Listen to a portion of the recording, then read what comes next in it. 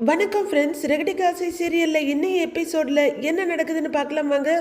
Night நேரத்தில் மீனா வீட்டுக்கு திரும்பி வரவும் அவங்க அம்மா ரொம்பவே வருத்தப்படுறாங்க.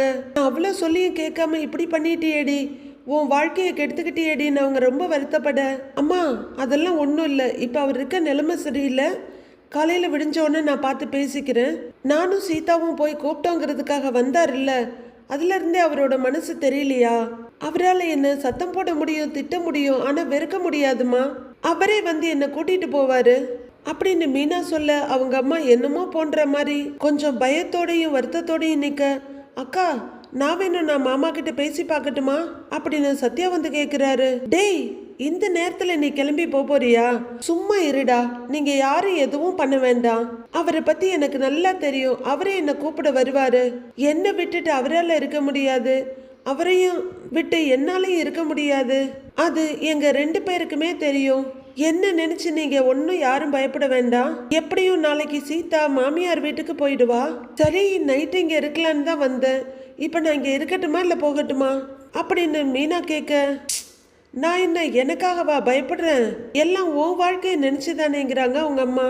அம்மா ஒன்னும் பயப்படாதம்மா, அவர் என்னை கண்டிப்பா வந்து கூட்டிட்டு போவாரு.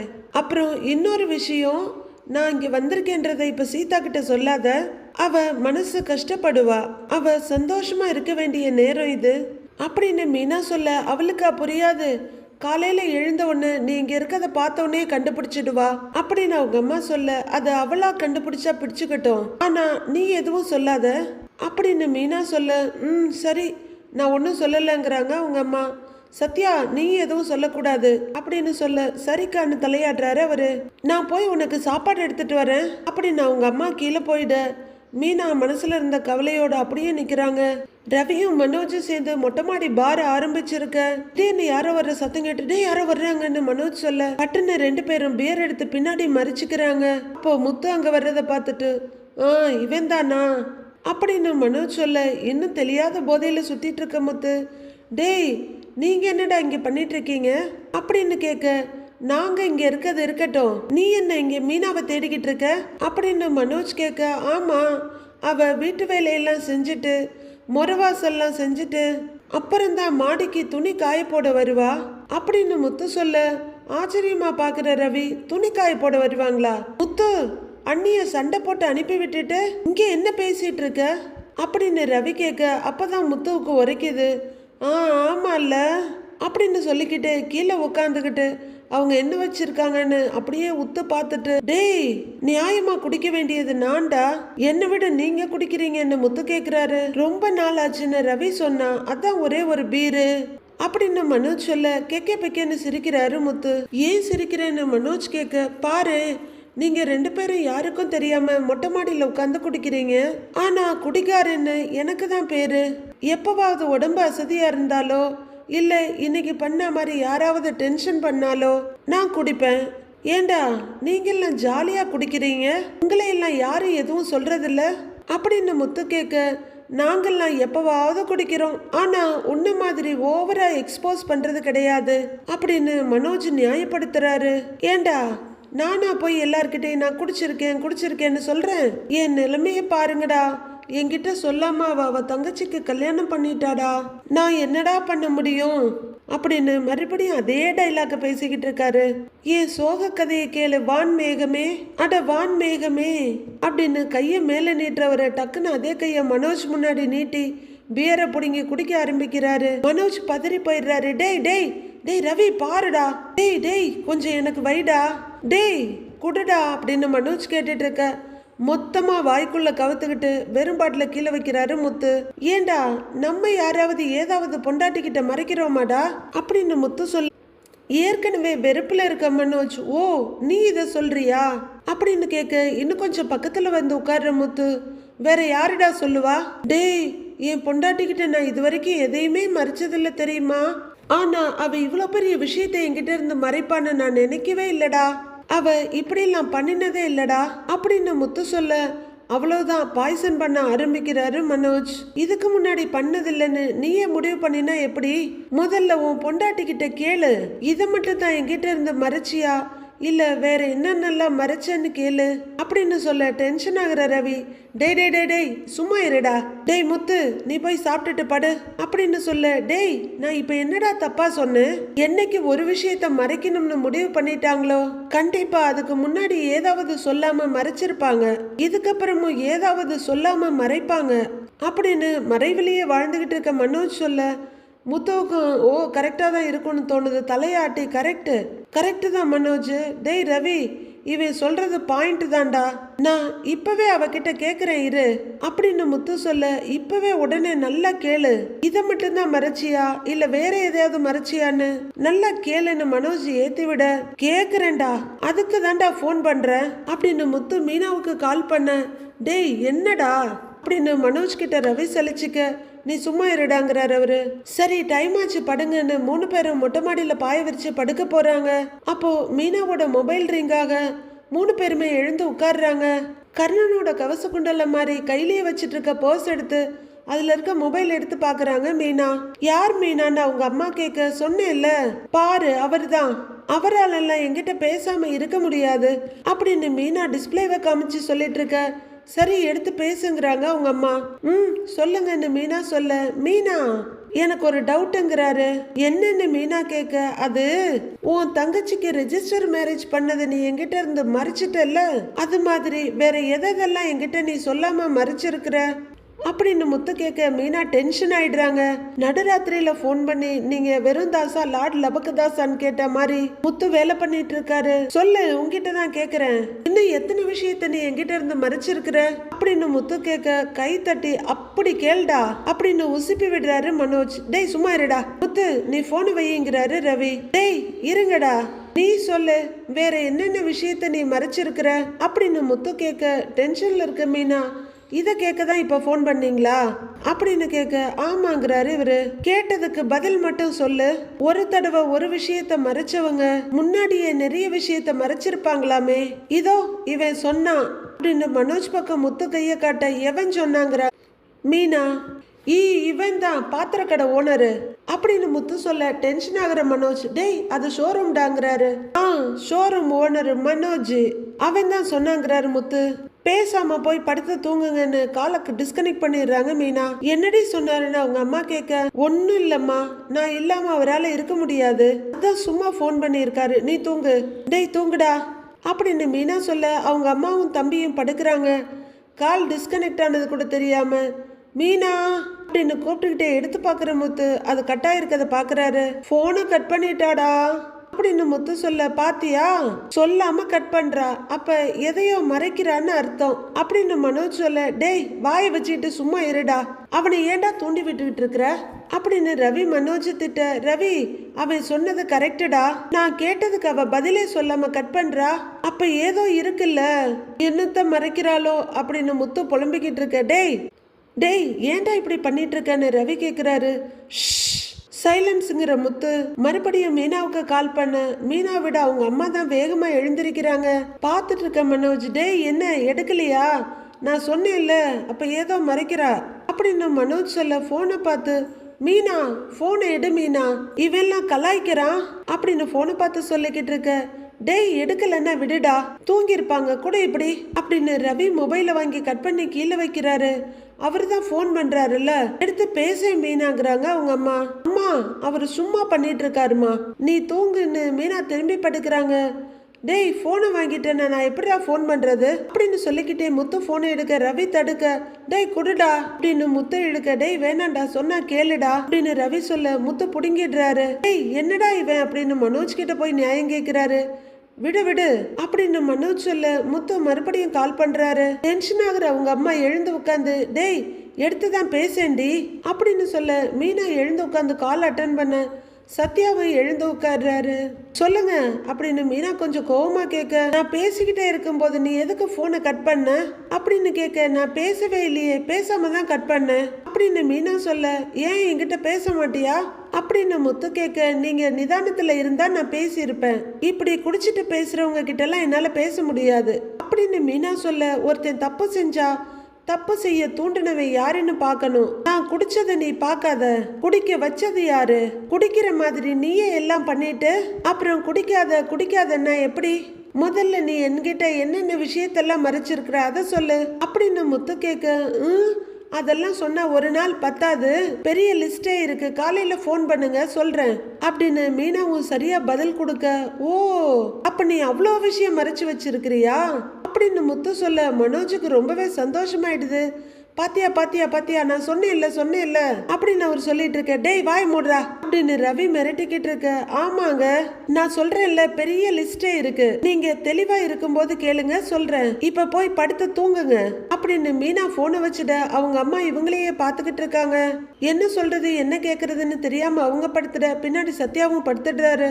மீனா உட்கார்ந்துருக்க. இப்பவும் கட் பண்ணிட்டாடா அப்படின்னு முத்து சொல்ல, அப்ப கன்ஃபார்ம் எப்படி எதையோ ஒண்ணு பொண்டாட்டி உங்ககிட்ட இருந்து மறைக்கிறா, இதை விடாத, இப்படியே விடக்கூடாது, மறுபடியும் கால் பண்ணு திரும்ப கால் பண்ணுன்னு மனோஜ் சொல்ல, மனோஜோட கையை பிடிச்சிக்கிட்டு, மனோஜ் நீ அடி வாங்க போற பாருங்கிற ரவி. டேய் முத்து ஏன்டா இப்படி வெறுப்பேத்திட்டு இருக்க, போனை குடுறான்னு புடுங்கிடுறாரு. ஆஃப் பண்ணி வச்சுட்டு சுவிட்ச் ஆஃப் பண்ணிட்டேன் போங்கிறாரு. டேய் குடுறா போனை குடுறான்னு கத்திட்டு இருக்காரு முத்து. சுவிட்ச் ஆஃப் பண்ணிட்டியா, சரி பரவாயில்ல விடு, அவதான் போன் எடுக்க மாட்டேங்கிறாளே அப்படிங்கிற முத்து மனோஜியை பார்த்துக்கிட்டு இருக்க. என்ன ஏண்டா அப்படி பாக்குறேன்னு கேக்குறாரு அவரு. நீ சொன்ன நான் போன் பண்ணி கேட்டேன் அப்படின்னு முத்து சொல்ல, ஆமான்னு தலையாடுறாரு மனோஜ். அவகிட்ட இருந்து பதில் வரல அப்படின்னு முத்து சொல்ல, வராது, பொய் சொன்ன பதில் வராது அப்படின்னு பயங்கரமான அனுபவஸ்தன் சொல்ல, இப்ப நீ என்ன பண்ற, நீ உன் பொண்டாட்டி பார்லர் அம்மாவுக்கு போன் பண்ணி கேளு அப்படின்னு முத்து சொல்ல, ஏறின பூதையெல்லாம் இறங்கிடுது மனோஜுக்கு. ரோஹிணிக்கா அவளுக்கு ஏன் நான் கால் பண்ணணும் அப்படின்னு மனோஜ் கேட்க, பார்லர் அம்மா உங்ககிட்ட என்னெல்லாம் மறைச்சிருக்குன்னு நீ கேளு அப்படின்னு முத்து சொல்ல, ஒரு கொஞ்ச நேரம் யோசிக்கிற அந்த அரலூசு அதெல்லாம் கேட்க முடியாதுங்குது. ஏன் கேட்க மாட்டேன் அப்படின்னு முத்து கேட்க, அதெல்லாம் எனக்கு தெரியும், என் பொண்டாட்டி என்கிட்ட எதையும் மறைக்கல, எதுவும் பொய் சொல்லல அப்படின்னு மனோஜ் சொல்ல, 2025 பெரிய ஜோக்கு இதுதான்ற மாதிரி சிரிக்கிறாரு முத்து. டேய் ரவி பாருடா, பார்லர் அம்மா தான் மூட்டையா பொய் சொல்லி இருக்குது, மாசம் ஒரு தடவை ஏதாவது ஒண்ணு பண்ணி மாட்டிக்குது, ஆனாலும் பொய் சொல்லலன்னு சொல்றான்டா இவன். நீ கால் பண்றா, பார்லர் அம்மா என்ன மறைச்சிருக்குதுன்னு கேளு அப்படின்னு முத்து சொல்ல, அதெல்லாம் முடியாது அப்படின்னு மனோஜ் அங்க இருந்து எழுது போக, டேய் மனோஜ்னு ரவி கூப்பிட்டு இருக்காரு. டேய் இருடா, டேய் எங்கடா போற இருடா அப்படின்னு முத்து எழுந்து போய் பிடிச்சிடுறாரு மனோஜ. வா நேர்ல போய் கேட்கலாம் வா அப்படின்னு இழுக்க, எழுந்திருக்கிற ரவி ரெண்டு பேரையும் பிரிச்சு விடுறாரு. டேய் சும்மா இருங்கடா அப்படின்னு ரவி சொல்லிட்டு இருக்க.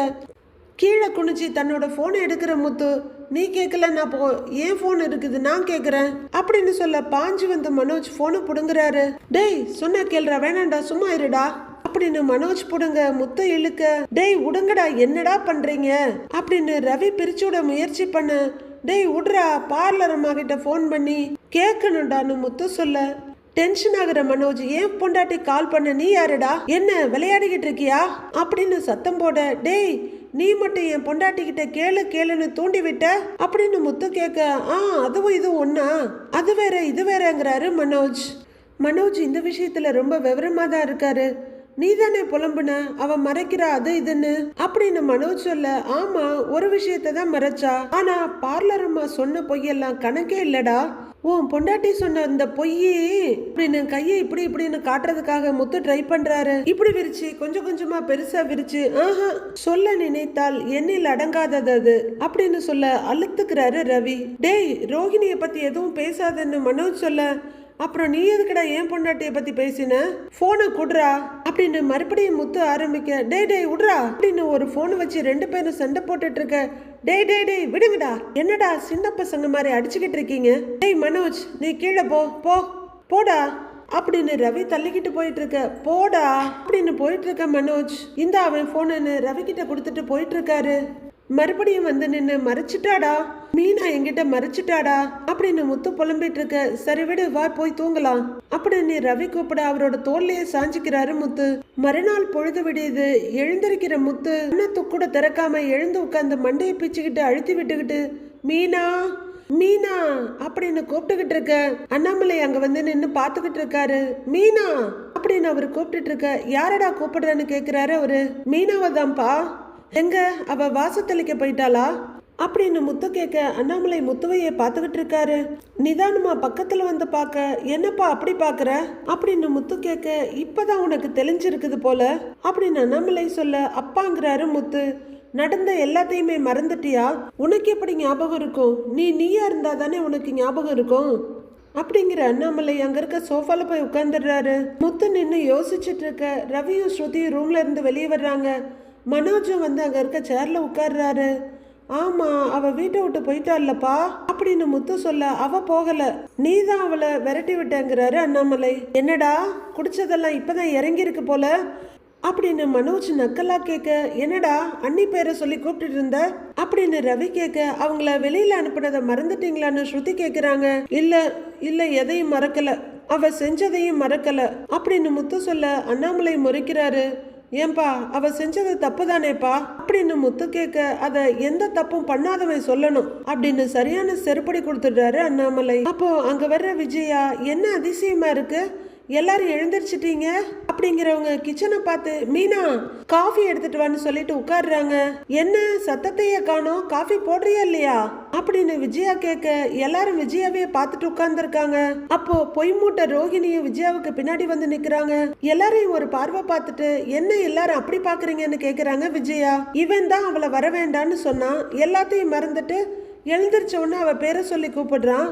உனக்கும் எல்லாம் மறந்துருச்சா அப்படின்னு அண்ணாமலை கேட்க, ஷோ ஆமா அவதான் இல்லையே, வீட்டை விட்டு போயிட்டாளே அப்படின்னு விஜயா சொல்ல, உங்களுக்கு காஃபி ஞாபகம் வந்தாலே மீனா தான் ஞாபகத்துக்கு வருவாங்க இல்லன்ட்டி அப்படின்னு ஸ்ருதி கேட்க, அதெல்லாம் ஒண்ணும் இல்ல, என்ன காஃபி போடுறதுக்கு வேற ஆளா இல்ல, ஏய் காஃபி போட்டு எடுத்துட்டு வா அப்படின்னு ரோஹிணிய பார்த்து சொல்ல, ஆன்ட்டி நானாங்கிறாங்க அவங்க. ஏன் உனக்கு காஃபி போட தெரியும்ல அப்படின்னு விஜயா கேட்க, தெரியும் ஆன்ட்டிங்கிறாங்க ரோஹிணி. அப்பப்போ போய் போட்டு எடுத்துட்டு வா அப்படின்னு விஜயா சொல்ல, சரிங்க ஆன்ட்டின்னு போறாங்க. அப்படியே எனக்கும் ஒரு காஃபிங்கிறாரு மனோஜ், எல்லாருக்கும் போட்டு எடுத்துட்டு வா போ அப்படின்னு விஜயா சொல்ல, ரொம்பவே நொந்து போய் ரோஹிணி போறாங்க. முத்து கீழே போய் ஃபேஸ் வாஷ் எல்லாம் பண்ணிட்டு வர்றாரு. ரோஹிணி ஒரு ட்ரேல கொண்டு வந்து காஃபின்னு நீட்டுறாங்க. அண்ணாமலை எடுத்துக்க, அடுத்து முத்துவும் எடுத்துக்கிறாரு. ஆன்ட்டி எடுத்துக்கோங்கன்னு சொல்ல விஜயா ஒன்னு எடுத்துக்கிறாங்க. அடுத்து மனோஜும் எடுத்துக்க கிச்சன் பக்கமா திரும்பி போறாங்க. ஒரு சிப் குடிக்கிற விஜயா உடனே திரும்பி, தூ என்னடி இது அப்படின்னு கேட்க, திரும்பி வந்து காஃபி தான் ஆன்ட்டிங்கிறாங்க ரோஹிணி. இதுக்கு பேர் காஃபியா? வாயில வைக்க முடியல. காலையில எழுந்திரிச்ச உடனே முதல்ல குடிக்கிறது காஃபி தான், அத கொஞ்சமாவது குடிக்கிற மாதிரி போட வேண்டாம் அப்படின்னு விஜயா எரிச்சலோட கேட்க, எனக்கு தெரிஞ்ச அளவுக்கு நான் போட்டிருக்கேன் ஆன்ட்டின்னு ரோஹிணி மெதுவா சொல்றாங்க.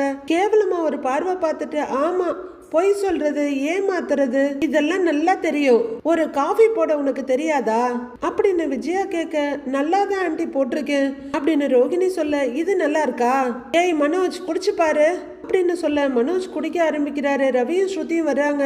கஷ்டப்பட்டு வாயில இருக்கதை முழுங்கிட்டு, நல்லாதாம்மா இருக்குங்கிறாரு. என்னது இது நல்லா இருக்கா அப்படின்னு விஜயா கேட்க, ஒரு மாதிரி டிஃப்ரெண்டா இருக்கு அப்படின்னு மனோஜ் சொல்ல, காஃபி மாதிரி இல்லடா, பாவக்காய் ஜூஸ் மாதிரி கசக்குது அப்படின்னு விஜயா சொல்ல, எனக்கு இந்த அளவுக்கு தான் ஆன்ட்டி போட தெரியும் அப்படின்னு ரோஹிணி சொல்ல, போட கத்துக்கிட்டா என்ன, இந்த வீட்டுல இருந்தாலே ஒரு வேலைக்காரி, அவகிட்ட கத்துக்க வேண்டியது தானே அப்படின்னு விஜயா சொல்ல, என்ன இந்த மாதிரி பேசுறங்கிற மாதிரி அண்ணாமலை நிமிந்து உட்கார்றாரு. குடிக்காம கையில வச்சிருந்த காப்பி கப்பை கீழே வைக்கிற முத்து, வேலைக்காரியா, நம்ம வீட்டுல வேலை செய்யறதுக்கு யாரும் வரலையே அப்படின்னு முத்து சொல்ல, டேய் என்னடா தெரியாத மாதிரி கேக்குறான்னு மனோஜ் கைய தட்டுறாங்க விஜயா. அதான் மீனான்னு ஒருத்தர் இருந்தாலே, அவ வெளியில பூ கட்டுறவ, வீட்டுல வேலை செய்யறவ அப்படின்னு விஜயா அசால்ட்டா சொல்ல, படு டென்ஷன் ஆகுற முத்து எழுந்து, யார வேலைக்காரின்னு சொல்றீங்க அப்படின்னு கத்த, விஜயா திடுக்குன்னு போய் பாக்குறாங்க.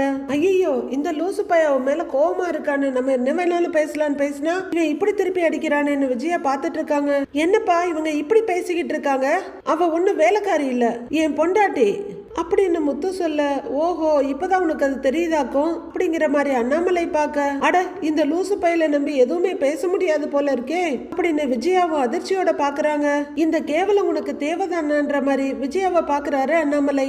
உடனே ரோஹிணி மனோஜும் முறைக்கிறாங்க, பாரு ரெண்டு பேருக்குள்ள எவ்வளவு பெரிய பிரச்சனை வந்தோம், ஒருத்தர் விட்டு கொடுக்காம இருக்கிறாங்க பாரு, எப்படி பேசுறாரு பாரு அவர் பொண்டாட்டிக்காக அப்படின்னு பாக்க மனோஜ் திருன்னு முழிச்சிட்டு இருக்காரு. ஸ்ருதியும் ரவியும் ஒருத்தர் பார்த்து மெலிசா சிரிச்சுக்கிறாங்க. அவளுக்கும் எனக்கும் சண்டை தான், ஆனா நீங்க என்ன சொன்னாலும் பாத்துட்டு இருப்பேன்னு நினைக்காதீங்க, வேலைக்காரியாம்ல வேலைக்காரி, என் பொண்டாட்டி, அவ இந்த வீட்டுக்கு மருமக அப்படின்னு முத்து சொல்ல, ஐயோ இதெல்லாம் இவன் சொல்லிதான் நாம தெரிஞ்சுக்கணும் போல இருக்குன்னு விஜயா அண்ணாமலையை பார்க்க அவரு லைட்டா சிரிச்சிட்டு இருக்காரு. தேவதாண்டி உனக்கு வாயை கொடுத்து காலங்காத்தால வாங்கி கட்டிக்கிறேங்கிற மாதிரி இருக்கு அவர் பார்வை. அப்பா அவங்கள இப்படி எல்லாம் பேச வேணாம்னு சொல்லுப்பா இன்னொரு தடவை. அவ உங்களுக்காக அக்கறையா எல்லாம் செஞ்சு கொடுத்தா உடனே அவளை வேலைக்காரின்னு சொல்லிடுவீங்களா? அவளுக்கும் எனக்கும் சண்டை அவ்வளவுதான். அதுக்காக அவளை யார் என்ன வேணும்னாலும் பேசலான்னு நினைச்சிட்டு இருக்காதீங்க அப்படின்னு பயங்கரமா எகிரிட்டு இருக்க. ஏங்க இவன் தானேங்க நேத்து அவளை திட்டி வீட்டை விட்டு வெளியே அனுப்புனா, இப்ப என்ன பெருசா பொண்டாட்டிக்கு வக்காலத்து வாங்குறான்னு விஜயா அதிர்ச்சியோடவே கேட்டுட்டு இருக்காங்க. ஆமா வாங்குவேன், எனக்கு என் பொண்டாட்டிக்கும் சண்டை அவ்வளவுதான், அது எங்களுக்குள்ள. அதுக்காக வாய்க்கு வந்ததெல்லாம் பேசுவீங்களா நீங்க? ஆமா நான் தான் அவளை வெளியில போக சொன்னேன். ஏன்னா அவளுக்கு எனக்கும் சண்டை. அதுக்காக அவ என் பொண்டாட்டி இல்லைன்னு ஆயிடாதுல்ல. அவளை நான் திட்டுவேன், ஆனா மத்தவங்க யாருக்கும் அவளை திட்டுறதுக்கெல்லாம் உரிமை கிடையாது அப்படின்னு முத்து சொல்ல விஜயா அதிர்ச்சியோடவே பார்த்துட்டு இருக்காங்க. ரோகிணி நல்லா பாத்துக்கோடா மடப்பையிலங்கிற மாதிரி மனோஜ பாக்குறாங்க. ஐயோ பாக்குறாளே அப்படின்னு முகத்தை வேற பக்கம் திருப்பிக்கிறாரு மனோஜ். அண்ணாமலை அதே சிரிப்போட உட்கார்ந்துருக்க. இப்ப எதுக்காகடா நீ கத்துறங்கிறாங்க விஜயா. கத்தாம என் பொண்டாட்டியை நீங்க வேலைக்காரின்னு சொல்லிக்கிட்டு இருப்பீங்க, கேட்டு சும்மா இருக்கணுமா? அவளுக்காக நான் தான் பேசுவேன், அவளுக்கு எனக்கு சண்டை அது வேற அப்படின்னு முத்து முகத்தை திருப்பிக்க. ஏங்க இவன் சொன்னதையே சொல்லிக்கிட்டு இருக்க, அவனை நிறுத்த சொல்லுங்கிறாங்க விஜயா. எதை நிறுத்தணும்? எதை நிறுத்தணும்? முதல்ல என் பொண்டாட்டிய பத்தி நீங்க இப்படி பேசுறத நிறுத்துங்க. நான் நிறுத்துறேன். எப்ப பார்த்தாலும் அவளை திட்டிக்கிட்டே இருக்கீங்கல்ல, அதை நிறுத்துங்க. நான் நிறுத்துறேன். போனா போகுதுன்னு என் பொண்டாட்டி இந்த வீட்டுல இருக்க எல்லா வேலையும் செஞ்சா இப்ப என்ன இந்த வீட்டுல சும்மா இருக்காளா? மேரேஜ் டெக்கரேஷன் பண்றவ, பூ விக்கிறா, இதெல்லாம் பண்ணிட்டு வீட்லயும் வந்து வேலை செஞ்சுட்டு உங்களுக்கு காசும் கொடுத்துக்கிட்டு இருக்கிறா. இதெல்லாம் மறந்துடாதீங்க நீங்க அப்படின்னு முத்து வச்சு வாங்கி விட்டு விஜயாவோட முகம் அப்படியே சுண்டி போயிடுது. ரோஹிணி அப்பவும் எரிச்சலா பார்த்துட்டு இருக்க. ஸ்ருதி கைய தட்டுறாங்க. எல்லாரும் ஸ்ருதிய திரும்பி பார்த்துட்டு இருக்க. சூப்பர் முத்து, ஆன்ட்டி அப்படி சொன்னப்ப எனக்கே கோவம் வந்துச்சு. நீங்க எதுவும் கேட்க மாட்டீங்கன்னு நினைச்சேன், ஆனா மீனாவுக்கு இவ்வளவு சப்போர்ட் பண்றீங்க அப்படின்னு ஸ்ருதி சொல்ல நான் எப்படி கேட்காம இருப்பேன்? அவளுக்கு எனக்கு சண்டை அது வேற, ஆனா அவளை பத்தி இங்க யாரும் எதுவும் பேசக்கூடாது அப்படின்னு முத்து சொல்ல ரோஹிணி கேட்டுக்கடா கேட்டுக்கிட்ட ஜென்மமேங்கிற மாதிரி மனோஜ பாக்குறாங்க. அவரும் பயத்தோட பாத்துட்டு இருக்காரு. அம்மா மீனா நீ இருக்கும்போது தான் அவங்கள திட்டிக்கிட்டே இருந்தீங்க, இல்லாதப்ப கூட அமைதியா இருக்க மாட்டீங்களா அப்படின்னு ரவி கேட்க. டேய் இப்ப நான் என்ன சொல்லிட்டேன்னு இவன் இப்படி எரிஞ்சு விழறான் அப்படின்னு விஜயா கேட்க. ஏன் நீ என்ன சொன்னன்னு உனக்கு தெரியாதா? உன் வாயை வச்சுக்கிட்டு சும்மா இருக்க மாட்டியா? வாழ வந்த பொண்ணை வேலைக்காரின்னு சொல்ற? நீயும் எங்க வீட்டுக்கு மருமகளா தானே வந்த, என்னைக்காவது எங்க அம்மா உன்னை அப்படி சொல்லி இருக்காங்களா அப்படின்னு அண்ணாமலை கேட்க. விஜயா இன்னும் கொஞ்சம் அதிர்ந்து போய் பாக்குறாங்க. என்னது இது எந்த பக்கம் போனாலும் அணை கட்டுறாங்கன்னு அவங்க பாத்துக்கிட்டு இருக்க. அப்பா பாட்டி எல்லாம் ஒரு நாள் இப்படி நாக்குல கொடுக்க வச்ச மாதிரி பேச மாட்டாங்கப்பா. நாங்க சண்டை போட்டுக்கிட்டா நீங்க அவளை என்ன சொன்னாலும் நான் கண்டுக்க மாட்டேன்னு நினைச்சீங்கல்ல அப்படிங்கிற முத்து. என் பொண்டாட்டி எல்லாம் இப்படி எல்லாம் பேச வேணான்னு சொல்லுங்கப்பா. நான் இல்லாதப்ப கூட அவளை பத்தி எதுவும் சொல்லக்கூடாது. அவளுக்கு எனக்கு சண்டை அது வேற, ஆனா அவ என் பொண்டாட்டி, அதை யாரும் மறந்துட வேண்டாம் அப்படின்ற முத்து விஜயாவை கிராஸ் பண்ண ஐயோன்னு அவங்க காலை எடுத்துக்கிட்டு கொஞ்சம் ஒதுங்கி உட்கார்ந்துக்கிறாங்க. சே காலங்காத்தால யார் முகத்துல முழிச்சேனோ இவெல்லாம் என்ன பேசிட்டு போறான், இவ போடுற காஃபியையும் குடிக்க முடியல அப்படிங்கிற விஜயா போற போக்குல இவ வேலைக்காரியா இருக்க கூட லாய்க்கு இல்ல அப்படின்னு சொல்லிட்டு போயிட. ரோஹிணி பயங்கர அதிர்ச்சியாகி பாக்குறாங்க. மனோஜும் அதிர்ச்சியில பாத்துட்டு இருக்காரு. என்ன இதுங்கிற மாதிரி ரோஹிணி மனோஜும் மறைக்க. ஐயோ சாமி ஆள விடு அப்படின்னு அங்கிருந்து எஸ்கேப் ஆயிடுறாரு மனோஜ். ஸ்ருதியும் ரவி அவங்க ரூமுக்கு போயிட. ச்சே அப்படின்னு டைனிங் டேபிள் கிட்ட போறாங்க ரோஹிணி. இனிதான் இந்த வீட்டுல நெஜ ஆட்டம் ஆரம்பமாக போகுது அப்படின்னு யோசிச்சுட்டு உட்கார்ந்துருக்காரு அண்ணாமலை. மண்டே ப்ரோமோவில் ரோஹிணி ஒரு கேர்ளை கூட்டிட்டு வந்து, அதான் இந்த பொண்ணு நம்ம வீட்டுல சமைக்கிறதுக்காக கூட்டிட்டு வந்தேன் அப்படின்னு சொல்ல அந்த பொண்ணு சமைக்கிறாங்க. ஒரு பருக்க யாரும் மிச்சம் வைக்க போறது இல்ல, அப்படியே காலியாக போகுது பாருங்க அப்படின்னு அந்த பொண்ணு பரிமாறிக்கிட்டே சொல்ல விஜயா ஒரு வாய் எடுத்து வச்சுட்டு ஆ அப்படின்னு காரத்துல துடிக்கிறாங்க. அண்ணாமலைக்கும் பயங்கர காரமா இருக்கு. ஸ்ருதி ஒரு வாய் எடுத்து வச்சுட்டு ஆ ஆ காரம் மை காட் அப்படின்னு கத்த. விஜயா காரம் தாங்க முடியாம எழுந்து வாஷ் பேஷன் ஓடுறாங்க. ஓடி வர்ற விஜயா அந்த பொண்ணை தள்ளி விடுறாங்க. ஏமா ஏதாவது வேணுமான்னு கேட்க. அல்லன்னு சொல்லிட்டு ரோஹிணி முதல்ல இவளை கிச்சனுக்குள்ள விடாத அப்படின்னு சொல்ல எல்லாருமே சாப்பிடாம வந்து ஹால்ல உட்கார்ந்துருக்காங்க. இப்பதான் என் பொண்டாட்டியோட அருமை உங்களுக்கு தெரியுது. என் பொண்டாட்டிய வேலைக்காரின்னு சொன்னாங்கல்ல, அவ இல்லைன்னா என்ன ஆகும்னு இப்ப புரியுதா அப்படின்னு மத்தவங்க சேர்த்து விரட்டி விட்ட மாதிரி முத்து கேட்டுக்கிட்டு இருக்காரு. மீதி என்ன நடக்குதுன்னு மண்டே பார்க்கலாம் friends. Have a happy weekend. Thank you.